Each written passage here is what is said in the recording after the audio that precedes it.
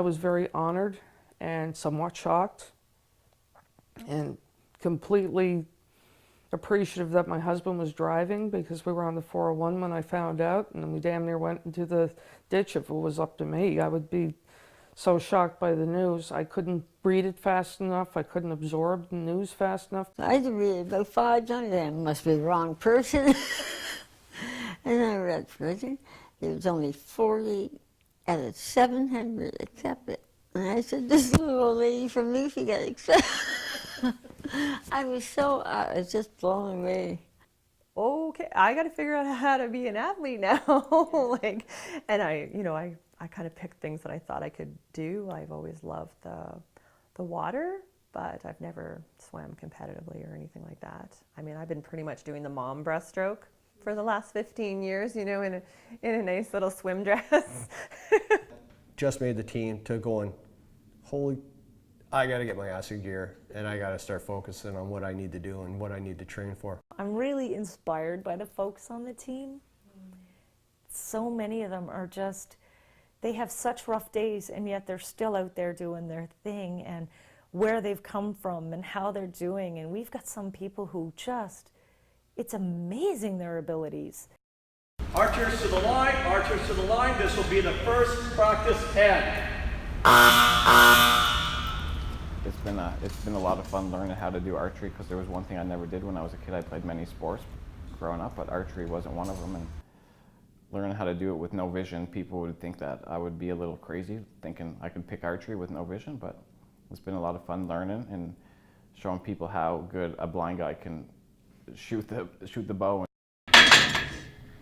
Powerlifting has given me a direction in my life. It's given me something to attach what I do in the day to something that's more meaningful in the long term. It's being physically strong and mentally strong, because the sport requires both, is a challenge, and I like challenge, because when there's challenge, there's opportunity for growth.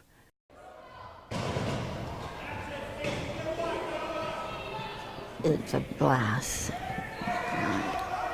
You can get in those little wheelchairs and, you know, just take right off and run into those wheelchairs and get rid of all your anger and frustration without hurting anybody.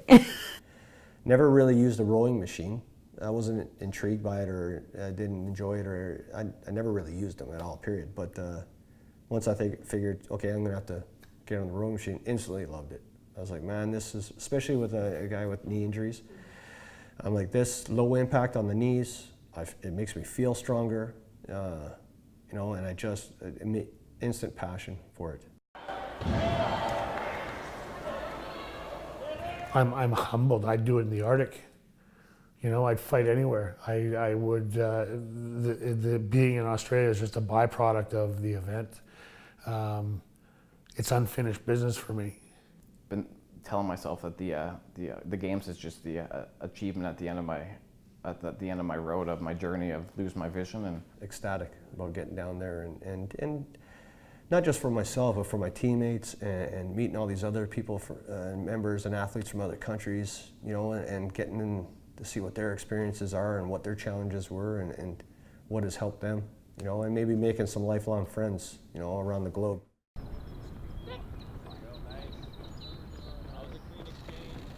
I'm the last in every single sport I do, and that's just with Team Canada. I'm going to be the last around the world soon. But you know what? It doesn't matter, because a year ago, I was the last sitting on my couch. I was the last not going to the gym. I was the last not running, not getting on a bicycle. So now I'm the last on that track, which means I am still further ahead than 98% of the population, probably 99. So I want to think about that instead, how the focus is on what we are doing. You know, that we deserve to be there. Just hearing that affirmation, like, you're broken in a different way than maybe some of the other people on this team, but you still deserve to be here. I wore the Canadian flag on my shoulder for 10 years. And when I was wounded and left the military, I didn't wear that Canadian flag. And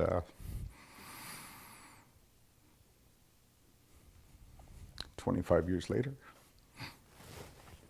you know, the Canadian flag's on me again, right? And it's an honor. We should be privileged and honored, because every time that flag moves, it's not because of the wind, it's because of the last breath of each dying soldier that blew into it. A message from the Government of Canada.